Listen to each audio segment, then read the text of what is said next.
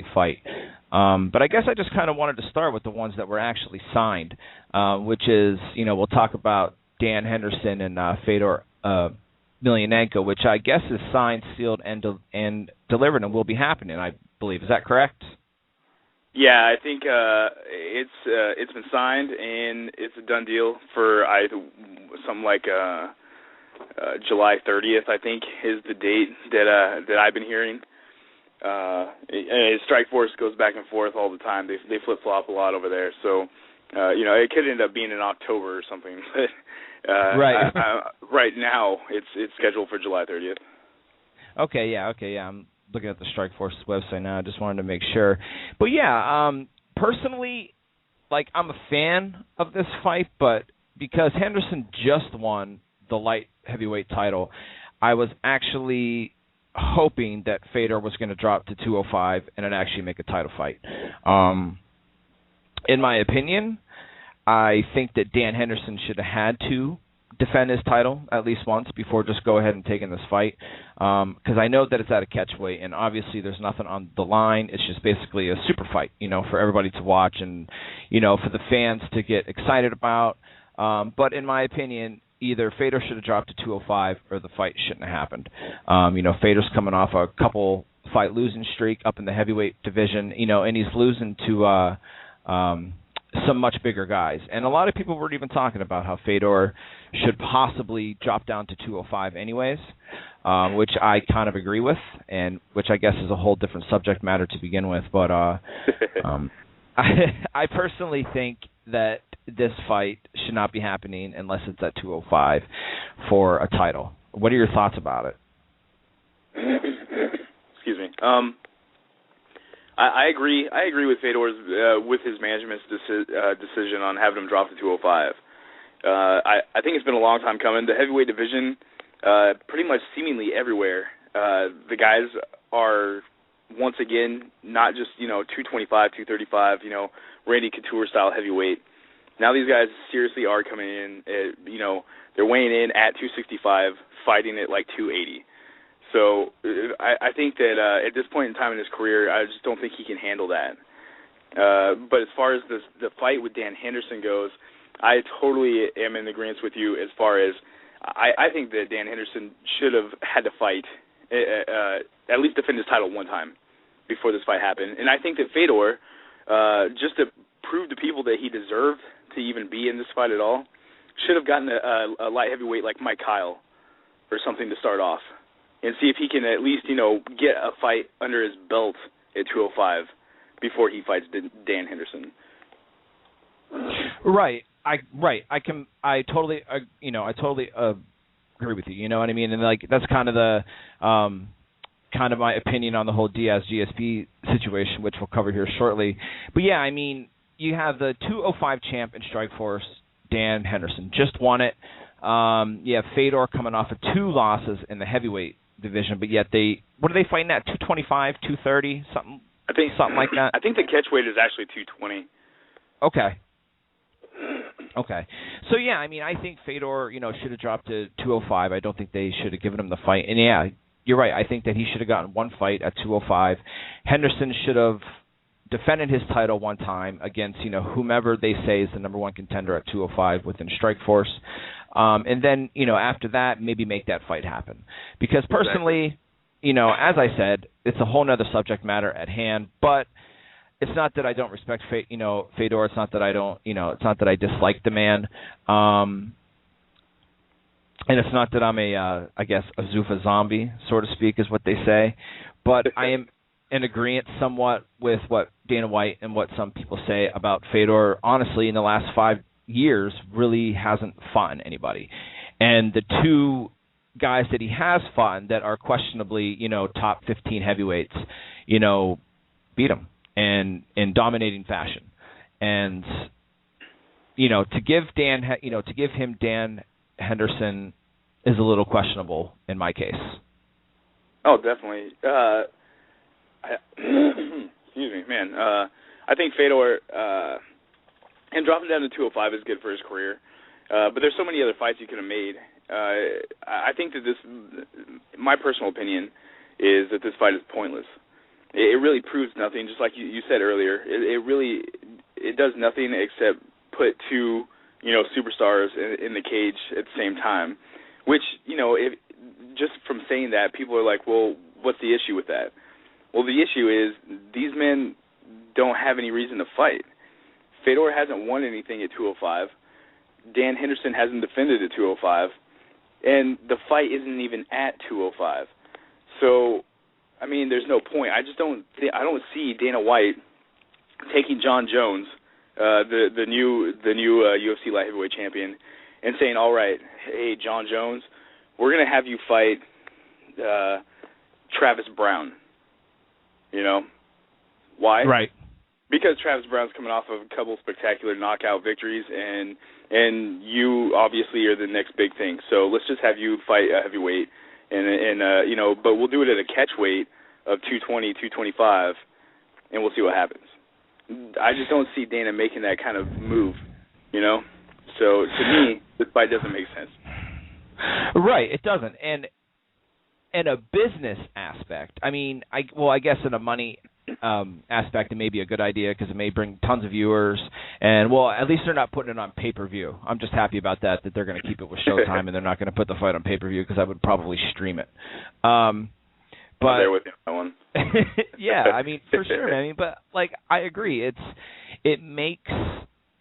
this fight makes zero sense. Sure, I mean, they want to please the fans, but the fans aren't always right.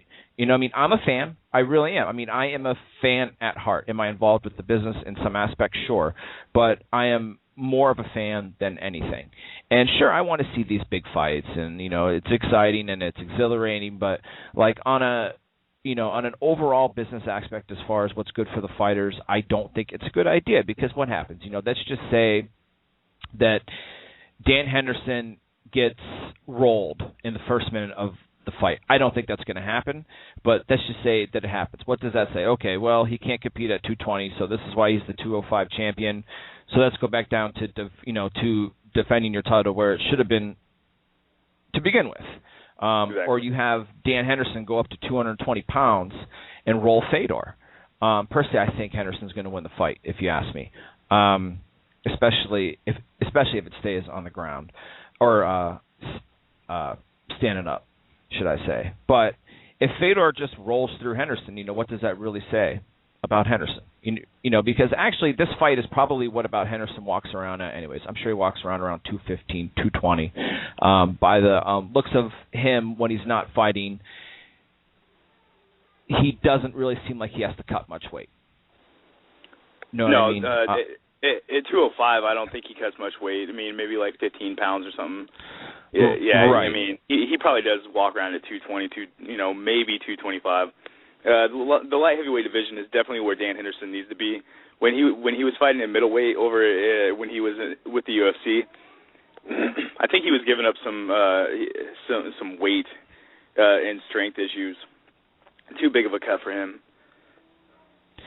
Right, and when you talk about weight cutting, I mean, I'm going to have a podcast episode in terms of like weight cuts and whatnot too as well eventually. But yeah, I mean, like when you're cutting down from like 220 to 185, it drains a lot out of you. It really does. There's certain weight classes that he doesn't, that certain people don't belong in.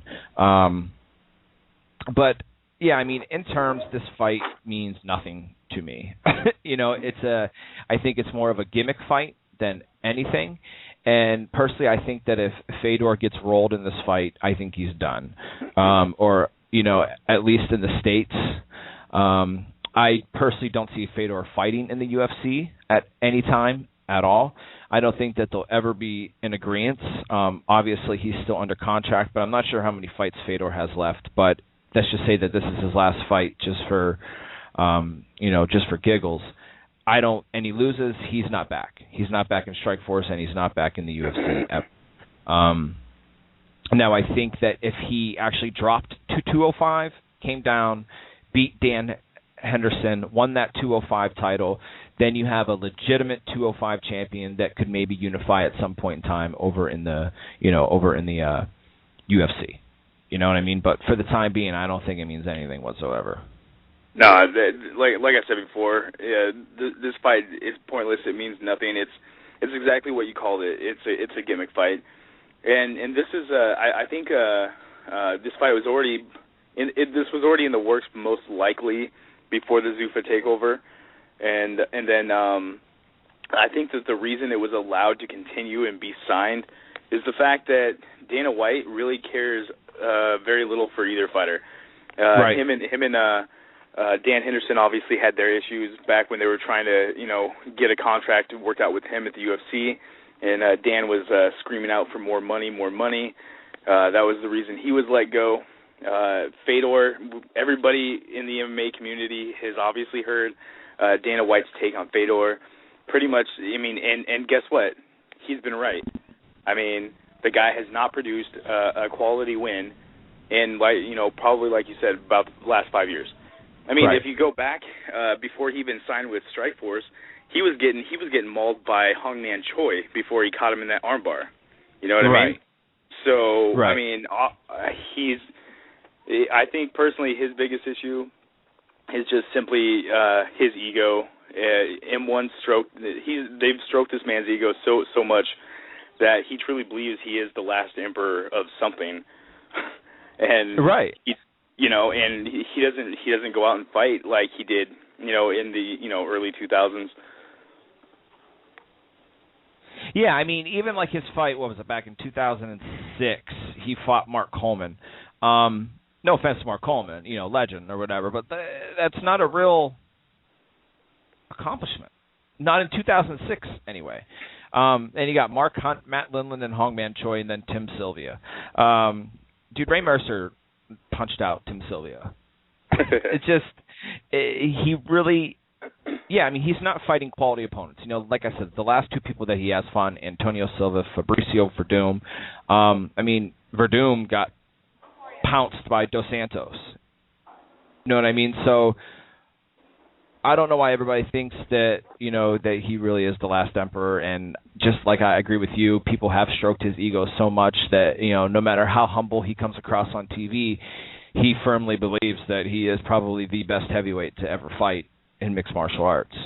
So that's why this super fight has been, made. And, I really hope that Dan Henderson wins. I'm honestly a fan of Henderson, and